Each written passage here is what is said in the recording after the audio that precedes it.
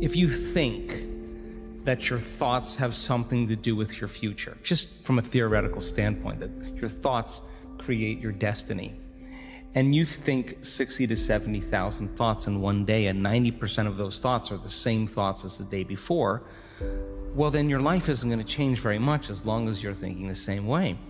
And those same thoughts lead to the same choices. The same choices lead to the same behaviors.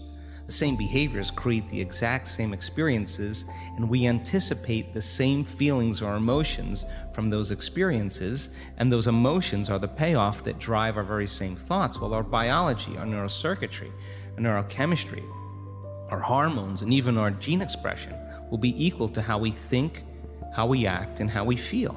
And how we think, how we act, and how we feel is called our personality. And our personality creates our personal reality. That's it.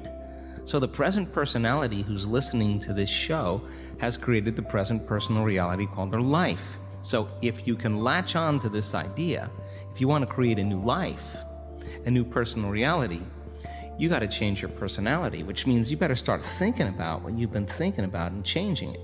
You begin to become conscious of your unconscious actions or habits or behaviors and modify them. And then we have to begin to look at the emotions that we live by every single day that keep us connected to the past and decide, do these emotions belong in our future? So most people are trying to create a new personal reality as the same personality, and it doesn't work. You literally have to become someone else. So the principle in neuroscience says that nerve cells that fire together wire together. You keep thinking the same way, making the same choices, demonstrating the same habits, creating the same experiences that stamp the same networks of neurons into the same patterns, all for the familiar feeling called you. And you do that for 10 years on end. You're going to begin to hardwire certain patterns in your brain that becomes your identity.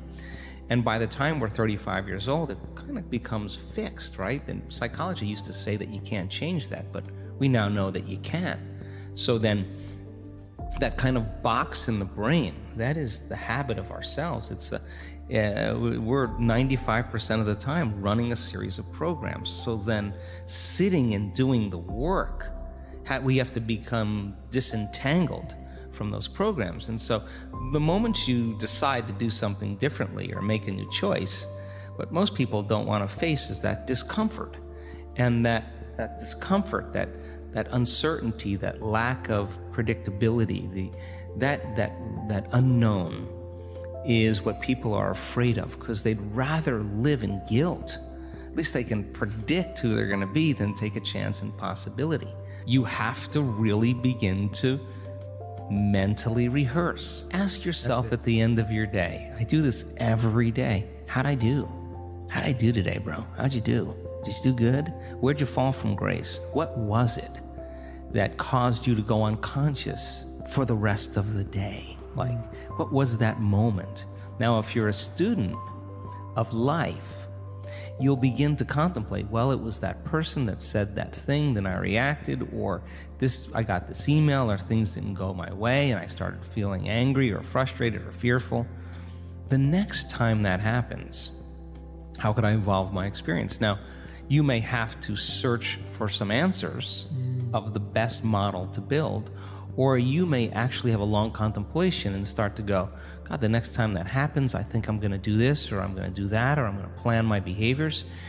And the act of closing your eyes and rehearsing what you're going to do begins to install the neurological hardware in your brain to look like you already did it. Now the brain is no longer a record of the past. Now it's a map to the future. And if you keep installing that hardware, the hardware will become a software program, which means you'll just start acting like a happy person. Why? There's no magic there. You installed the circuitry. So that's more important than the news. Right. It's more important than answering any email or any text. If you can begin to just think about how you're going to do it differently, that's the building process neurologically already.